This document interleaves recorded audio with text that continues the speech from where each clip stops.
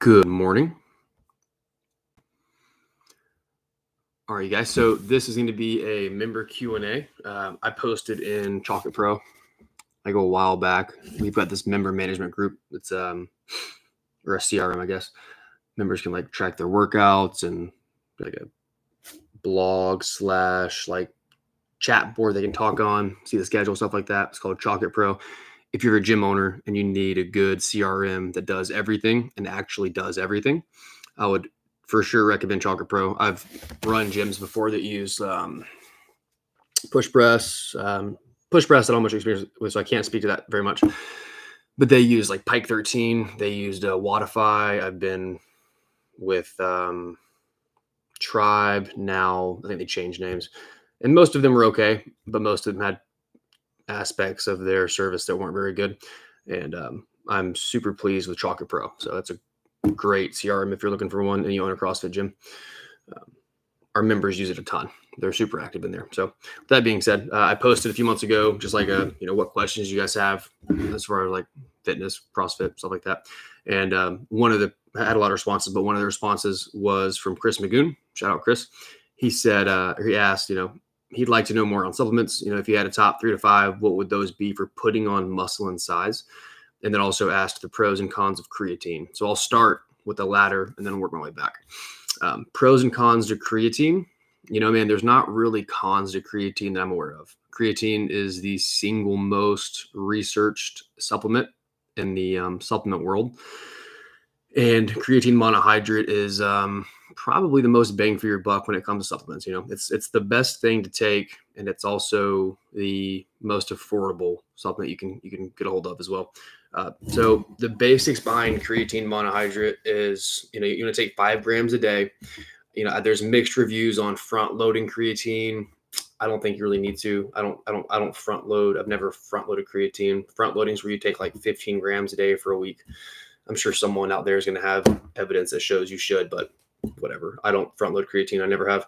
And then you also don't need to cycle creatine. Like you don't need to do a 3-month cycle of creatine. It's not like an anabolic steroid. You don't have to take a break from your creatine supplements. You get creatine naturally from red meat. So like you're going to naturally have some level of creatine in your diet based on how much red meat you consume. Is it enough? Depends on how much red meat you eat. Does it hurt to take creatine? No. Can you take too much creatine? Probably not. I do like a scoop, about 5 grams a day in my coffee, just every day. You can mix it with a shake. You can mix it with, whatever you want. It doesn't really matter what time you take it. It's not like there's no nutrient timing benefit to when you consume your creatine like there is protein or carbs. So yeah, dude, creatine, take it. What is it? It's going to be a supplement that helps you in your energy system called your creatine phosphagen energy system. So there's 3 energy systems. There's the CP, creatine phosphate. There's a glycolytic, which is where your body metabolizes carbohydrate for energy. Carbohydrate in the form of glucose, which your body stores in the muscle and the liver. And then there's an oxidative energy system where your body's converting fat and into energy. So yeah, CP system, glycolytic system, oxidative system. So using creatine for power and energy. So creatine is like a necessary chemical to produce power and have explosive muscle contractions. So think about things that are less than 10, 15 seconds, like powerful explosive movements, 1 rep max deadlift, squat, heavy exercises, sprints on the rower, jumping, etc. Explosive things. It's creatine. You've got glycolytic. Glycolytic is converting glucose into energy for your muscles. So what we do, we predominantly work in that glycolytic energy system in CrossFit. So and then you have oxidative, where your body is converting fat into energy. So those are your 3. So creatine is one of them. It's important. You need it. Doesn't hurt to take it. So creatine's on that list. I'd say probably up there, number 1, number 2. As I list these 3 to 5, I'm not going to put them in any order that specifies their value as far as like a hierarchy. I'm just going to say these are the things I would suggest. So creatine's 1. Another one's going to be like a whey protein. And I'll lump kind of whey protein, casein protein, just in the protein category. So your whey protein is going to be a faster digesting protein. There's nothing groundbreaking there. Most people on average don't consume enough protein in their diet. So it's going to help you get your total protein intake up by using a protein supplement. Daily is fine. You don't have to take it on just days you work out. There's value in using protein supplements every day, whether you're right or not. Whey protein, I would say to prioritize quality. So try to find a whey protein that doesn't have a lot of ingredients. Don't get sucked into the bullshit and mass gainers and the crap that's just trying to, tell you it's going to make you jacked. It's not. It's mostly full of fillers and crap and extra ingredients that are just going to make you feel bloated and full, and they're going to give you calories. But there's better ways to get calories if your goal is to put on muscle mass. Although protein is necessary, and using a whey protein is good. When should you take whey protein? Again, you can take it when you want to. Are there better times? Sure. Yeah, there's some value to getting into some nutrient timing with whey protein. But if you're not taking it at all, just take it. Mornings, evenings, around your workouts. It's up to you. The best time would be post-workout. So you finish your workout, particularly if there's any kind of like a strength training element to that workout, you can use whey protein after your workout. They say within 30 to 90 minutes. It's a good rule of thumb. So I have a protein shake, have it in the fridge at the gym, finish the workout, grab it, drink it on the way home. And then I'm having dinner or lunch, pending my workout. So whey protein's up there. And then casein protein, I'm going to throw into that same kind of bucket of just protein powder. Casein protein is a little bit more slower digesting protein. So it's going to be a better meal replacement snack / pre-bedtime protein supplement to use. So you've got whey and you've got casein. Casein generally doesn't taste as good as whey. It usually doesn't have as many flavor options, but it's not bad, and again, it's got a different amino acid profile. So you're going to have a slower digesting protein. It's a longer uptake, a longer absorption, slower digestion. So my preference is to use whey protein after a workout. And then I use casein protein before bed. So I'll take casein protein powder, mix it in with like a Greek yogurt or a cottage cheese. And then I might throw it in the freezer for 15 minutes, or I'll just mix up with the yogurt and throw some blueberries in there. And then I'll have that as like a bedtime snack if I want a sweet treat. So casein protein's useful for sure. So we got creatine, whey, casein. And then outside of that, it kind of gets into your individual goals and needs. Like I wouldn't say there is a supplement that is like a must have, especially if the primary goal is like weight gain. If your goal is to gain weight, supplements are going to be maybe like 5 to 10% of the battle when it comes to like importance of things to do. But there's not really supplements other than like steroids. They're going to make you grow and get bigger. You've got to lift heavy weights consistently for a long time. Like, you got to be lifting weights 3 to 5 days a week. And what by that, I mean like things that are hard, moving heavy objects consistently through functional, full body, large ranges of motion. Back squat, deadlift, press, bench press, row, weighted pull-ups, weighted dips, all kinds of just moving external loads and then using your body weight to do strength exercises. So lift weights often for a long times, like years, it's gonna take you years to put on legit muscle mass.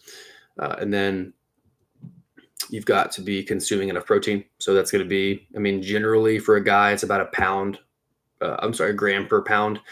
Yeah, you could say like a gram per pound of lean body mass, but then, I've had the most success when I eat anywhere from 1 to 1.2 grams per pound of body weight. And then if I need to, modulate my calories, I'll take calories from fat to make sure I'm not in a crazy calorie surplus.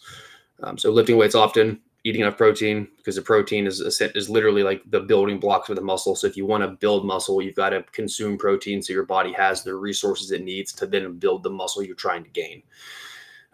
If you don't eat enough protein, you're essentially lifting weights and then you're not giving your body what it needs to recover. So you're just going to hit a plateau. And then sleep, rest. You've got to sleep. Your body's got to have the downtime it needs and the rest it needs and the sleep to go through the process of recovering. And that's really it. Like anybody that tries to tell you otherwise is probably trying to sell you some shit. So lift heavy weights often, at least 3-4 days a week, at least. Consume enough protein every day, sleep. And that's how you get jacked and gain muscle. So we got creatine, protein. I mean, it just kind of depends from there, man. Like, you could use a carb supplement like a dextrose or a Vitargo if you're having a hard time recovering from your workouts. Like, you could have a post-workout shake that's going to have a scoop of dextrose powder, which is basically just carbohydrate, and protein powder. There's going to be some anabolic effect from having that sugary carb with protein post-workout, because you're going to get an insulin spike, and insulin's a growth hormone. So it's going to help you put on muscle mass. There is some value to that. But if your diet isn't, and this is just a general statement, if any of you watching this, if your diet isn't like consistent and full of whole foods and a lot of protein, and you're worrying about protein powders and like carbohydrate, like Vitargo, dextrose powders, like, you're kind of missing the boat. You've got to get your diet consistently full of whole foods. You got to cut back on alcohol, like really cut back, because that's going to just put your recovery in the shitter, and you're going to have a hard time getting stronger and gaining muscle if you can't recover and you can't sleep well. So alcohol's got to, get dialed back severely, if not completely stop drinking alcohol. You've got to be and eating whole foods. And if you're not doing those things, to put a lot of money into supplements, you're just kind of like using a cup of water to put out a fire. Like, it's just wasted efforts. But yeah, dextrose powder, which is just essentially like 25 to 50 grams of carbs per scoop, that can be useful to pair with your protein in a shake after a workout, because of the insulin elevation that would come from consuming that sugary carbohydrate post-workout. That insulin can be a growth hormone to help with building muscle, assuming you did what you needed to give your body a stressor that says, hey, build muscle in response to this. And then supplements outside of that, I mean, there's a ton of options. Like, there's amino acids, BCAAs. Those can be helpful for managing amino acid levels in your blood while you're going through your day, especially if you're fasting, to help avoid catabolism, breaking down muscle mass. So I would put amino acids as like a useful supplement. It's not going to hurt. It's not going to be a game changer, but it's not going to hurt as long as there's not a bunch of shit and sugar in the amino acid that you're using. And that can just be, to make you drink more water, which is going to be a net positive. Just because the BCAA might make the water taste better, so you might consume more water because it tastes good. And then again, having those amino acids in your bloodstream will help you avoid unnecessary catabolism, which is just unnecessary breaking down of muscle mass.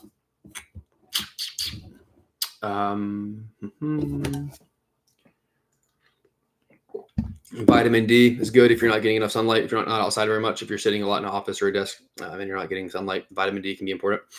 You should make sure it's from a quality source. And vitamin D, there's a ton of evidence out there and studies you can Google and find if you want to really nerd out about it. But it's going to generally just improve your mood, make you happier, make you sleep better, improve your testosterone, make you have a little bit better sex drive. It'll help with that, and just make you happier. So if you're feeling kind of morose or down, vitamin D could be a good supplement to help with that. Magnesium, if you have a hard time sleeping or if you're chronically sore, magnesium can help with recovery, help you with sleep, help regulate some of your hormones. And this is all just kind of like 1,000-foot view. If you want to get really nerdy, you have to get into some peer-reviewed studies or some other YouTube videos on these specific supplements, or you can just ask me and I'll send you some resources. What else?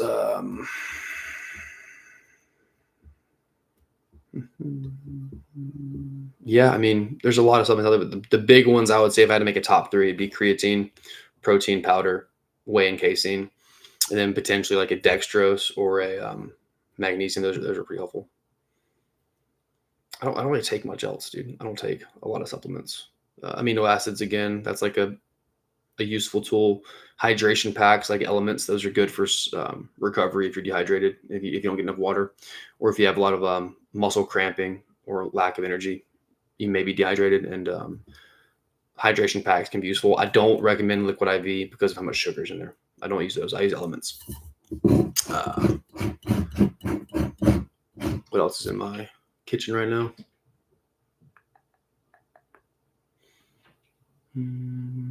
Multivitamins are important, but again, like if you're eating whole foods and eating vegetables and fruits, you're going to check a lot of those boxes, but it wouldn't hurt to use a multivitamin to kind of like just put you over the top and make sure you're not missing anything. But outside of those three I've listed earlier, supplementation from there is going to be pretty subjective. It's going to depend on kind of what you individually are trying to accomplish and what you're missing. And then once we can get an idea of like what your goals are and then where you're deficient, then you can start getting more specific and personalized with the supplements, because again, they're supplements. They're not meant to be primary sources of nutrients. They're meant to be supplemental. And a lot of the times people will depend on supplements to fill holes that they should fill with their lifestyle. So yeah, that's my advice on supplements. If you have questions about it, just let me know, but start there. All right, guys, next time, if you have questions, put them in the comments.